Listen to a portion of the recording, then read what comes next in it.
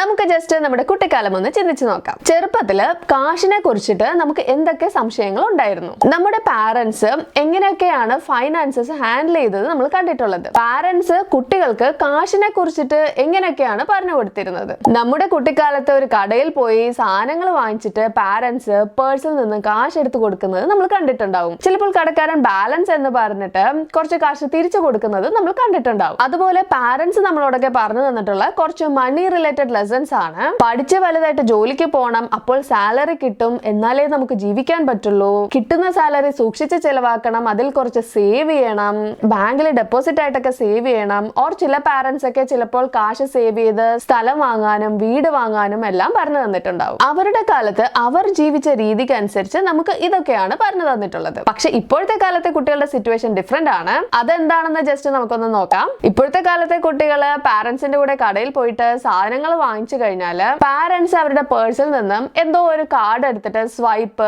Or tap ചെയ്യുന്നതൊക്കെയാണ് കാണുന്നത്. Or മൊബൈലില് scan ചെയ്യുന്നതും ക്ലിക്ക് ചെയ്യുന്നതും ഇതെല്ലാമാണ് കാണുന്നത്. ഈവൻ വഴിയരികിലെ പഴക്കടയിൽ ചെന്നാലും ഇതൊക്കെ തന്നെയാണ് സിറ്റുവേഷൻ. ഇപ്പോഴത്തെ കുട്ടികൾക്ക് അവരുടെ പാരന്റ്സിന്റെ പേഴ്സില് മണി എന്നൊരു സംഭവം അധികം കാണാനായിട്ട് പറ്റുന്നില്ല. ചില കുട്ടികള് പാരന്റ്സിനോട് ചിലപ്പോൾ ചോദിച്ചിട്ടുണ്ടാവും, എന്താണ് ഈ കാർഡ്, ജിപേ എന്നാൽ എന്താണ്, മണി എന്നാൽ എന്താണ്, ഇതൊക്കെ എവിടെ നിന്നാണ് വരുന്നത് എന്നൊക്കെ. അതുപോലെ തന്നെ പണ്ടത്തെ പാരന്റ്സിനെ അപേക്ഷിച്ച് ഇപ്പോഴത്തെ പാരന്റ്സ് പലതരം ഇൻവെസ്റ്റ്മെന്റ് ഓപ്ഷൻസിനെ കുറിച്ചിട്ടൊക്കെ മനസ്സിലാക്കി മണി എന്നൊരു സംഭവം ജസ്റ്റ് സേവ് ചെയ്ത് മാത്രം ഇടാതെ ഗ്രോ ചെയ്യാനായിട്ടൊക്കെ ഇൻവെസ്റ്റ്മെന്റ്സ് ചെയ്യുന്നു. പണ്ടൊക്കെ മിക്കവരും ഒരു ഗവൺമെന്റ് ജോലി വാങ്ങിക്കുക, അതാവുമ്പോൾ 60 വയസ്സ് വരെ ജോലി ചെയ്തിട്ട് റിട്ടയർഡ് ആയി കഴിഞ്ഞാൽ പിന്നീട് അങ്ങോട്ട് ഫുള്ള് പെൻഷൻ കിട്ടും എന്നൊക്കെ നമ്മളോട് പറഞ്ഞു തന്നിട്ടുണ്ട്. ആ കാലം അങ്ങനെയായിരുന്നു. പക്ഷേ ഇപ്പോൾ അങ്ങനെ ചിന്തിക്കുന്നവർ കുറവാണ്. പകരം multiple streams of income sources കണ്ടുപിടിക്കുന്നു, പാസീവ് ഇൻകം ജനറേറ്റ് ചെയ്യുന്നു, ഇൻവെസ്റ്റ് ചെയ്യുന്നു, വെൽത്ത് ബിൽഡ് ചെയ്ത് ഫിനാൻഷ്യൽ ഇൻഡിപെൻഡൻസ് വേഗം തന്നെ കൊണ്ടുവന്നിട്ട് 40ഓ 50ഓ വയസ്സിൽ തന്നെ റിട്ടയർ ചെയ്യുന്നു. എന്നിട്ട് തനിക്ക് ഇഷ്ടമുള്ള കാര്യങ്ങൾ ജോലിയുടെ ഡിപ്പെൻഡൻസി ഇല്ലാതെ തന്നെ ചെയ്യാനായിട്ട് പലരും നോക്കുന്നു. ഇങ്ങനെ കാലം മാറുമ്പോൾ മാറുന്ന രീതിക്ക് അനുസരിച്ച് കുട്ടികൾക്ക് എങ്ങനെയാണ് കാശിനെ കുറിച്ച് പറഞ്ഞു കൊടുക്കുക, സേവിങ്സ്, ഇൻവെസ്റ്റ്മെന്റ്സ്, ഇതിനെ കുറിച്ചെല്ലാം എന്തൊക്കെ കാര്യങ്ങൾ എപ്പോഴൊക്കെയാണ് പറഞ്ഞു കൊടുക്കേണ്ടത് എന്നൊക്കെ ഓർത്ത് ഡൗട്ട് അടിച്ചിരിക്കുന്ന പാരന്റ്സ് ആണെങ്കിൽ ഇവിടെ ഫുള്ള് മിസ്സാക്കാതെ കാണുക.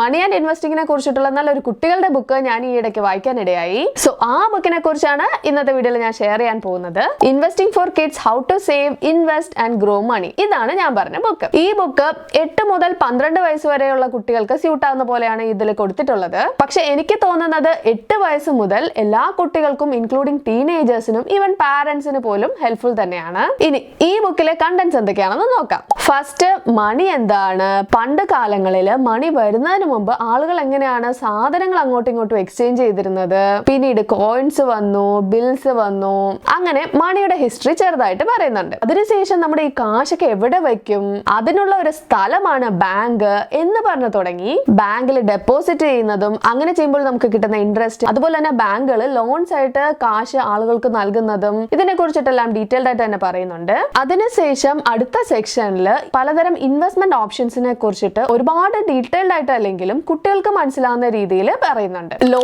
Risk, low reward and high risk, high reward എന്നൊക്കെ തരം തിരിച്ചിട്ട് ഇൻവെസ്റ്റ്മെന്റ് ഓപ്ഷൻസിനെ കുറിച്ചിട്ട് പറയുന്നുണ്ട്. അതിനോടൊപ്പം തന്നെ സ്പീഡോമീറ്റർ പോലെ റിസ്കോമീറ്റർ എന്ന് പറഞ്ഞു കൊടുത്തിട്ട് റിസ്ക് ലെവൽ 1 മുതൽ 10 വരെ തരം തിരിച്ച് ഡിഫറെന്റ് ഇൻവെസ്റ്റ്മെന്റ് ഓപ്ഷൻസിനെ കുറിച്ചിട്ട് പറയുന്നുണ്ട്. Treasury bills, bank deposits, stocks, mutual fund, venture capital, angel investing, ഇതിനെ കുറിച്ചെല്ലാം ഈ സെക്ഷനിൽ കൊടുത്തിട്ടുണ്ട്. ഈ ബുക്കിൽ ഹൈലൈറ്റ് ചെയ്ത് പറയുന്ന ഒരു കാര്യമാണ് മുതിർന്നവരെക്കാളും കുട്ടികൾക്ക് ഫൈനാൻഷ്യൽ ഫീൽഡിലുള്ള ഒരു പ്ലസ് പോയിന്റ്, ടൈം. സോ എത്രത്തോളം നേരത്തെ കാശിനെ കുറിച്ച് മനസ്സിലാക്കി ഇൻവെസ്റ്റ്മെന്റ്സ് ഒക്കെ ചെയ്തു തുടങ്ങുന്നു അത്രത്തോളം നല്ലതാണ്. വെൽത്ത് ബിൽഡ് ചെയ്യാനായിട്ട് മണി മാർക്കറ്റിൽ കിടക്കുന്ന സമയം അത് വളരെ ഇമ്പോർട്ടന്റ് ആണെന്ന് നമുക്കറിയാം. സോ അത് യൂട്ടിലൈസ് ചെയ്യാനായിട്ട് കുട്ടികൾക്ക് ഹെൽപ്ഫുൾ ആവുന്ന രീതിയിൽ ഒരു ബുക്കാണ് ഇത്. 8 വയസ്സുള്ള കുട്ടികൾക്കൊക്കെ ഇൻവെസ്റ്റ്മെന്റ് ഓപ്ഷൻസിനെ കുറിച്ചിട്ട് അറിയണോ എന്ന് ചോദിച്ചു കഴിഞ്ഞാൽ വാരൻ ബഫറ്റ് തന്റെ ആദ്യത്തെ സ്റ്റോക്ക് വാങ്ങുന്നത് 10 വയസ്സുള്ളപ്പോഴാണ്. So time matters. ഇനി ഈ ബുക്ക് 8 വയസ്സ് മുതൽ പ്രായമുള്ള കുട്ടികൾ വായിക്കുമ്പോൾ അവർക്ക് എത്രത്തോളം മനസ്സിലാക്കാൻ പറ്റുമെന്ന് പറയാം. ഓരോ കുട്ടികളും ഡിഫറെന്റ് ആയിരിക്കും. ബട്ട് ജനറൽ ആയിട്ട് പറയുവാണെങ്കിൽ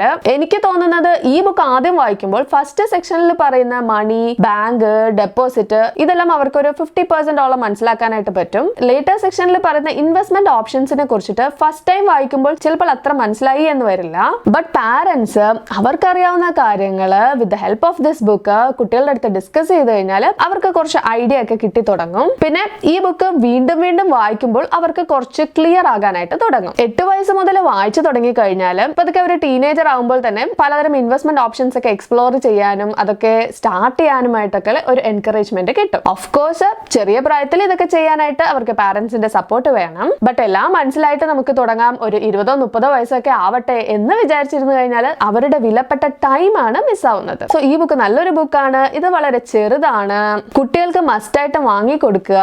ഇത് ജസ്റ്റ് ഒരിക്കൽ മാത്രം വായിച്ചിരിക്കേണ്ട ബുക്കല്ല, പലതവണ റീഡ് ചെയ്യേണ്ട ബുക്കാണ്. ഒരു ബേസ് ഫസ്റ്റ് തന്നെ കിട്ടിക്കഴിഞ്ഞാൽ പിന്നീട് അവർക്ക് അഡ്വാൻസ് ലെവൽ ബുക്സ് ഒക്കെ ട്രൈ ചെയ്യാവുന്നതാണ്. ഈ ബുക്കിനെ കുറിച്ച് എനിക്ക് മറ്റൊരു കാര്യം പറയാനുള്ളത്, ഇതിന്റെ ഓതേഴ്സ് US ഓതേഴ്സ് ആണ്. അതുപോലെ തന്നെ അവർ ഈ ബുക്കിൽ പറഞ്ഞിരിക്കുന്ന കാര്യങ്ങളൊക്കെ US മാർക്കറ്റിലെ ഓപ്ഷൻസും അതിലെ എക്സാമ്പിൾസും എല്ലാമാണ്. അത് ഇന്ത്യൻ മാർക്കറ്റിനെ കമ്പയർ ചെയ്യുമ്പോൾ ചെറിയ ഡിഫറൻസസ് ഒക്കെ ഉണ്ടെങ്കിലും കൺസെപ്റ്റ് മനസ്സിലാക്കാനായിട്ട് അതൊരു തടസ്സം നിൽക്കില്ല.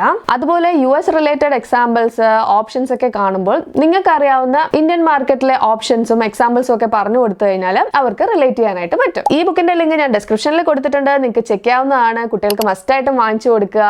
മറ്റൊരു ബുക്ക് റിലേറ്റഡ് വീഡിയോയിൽ നമുക്ക് വീണ്ടും കാണാം. ബൈ.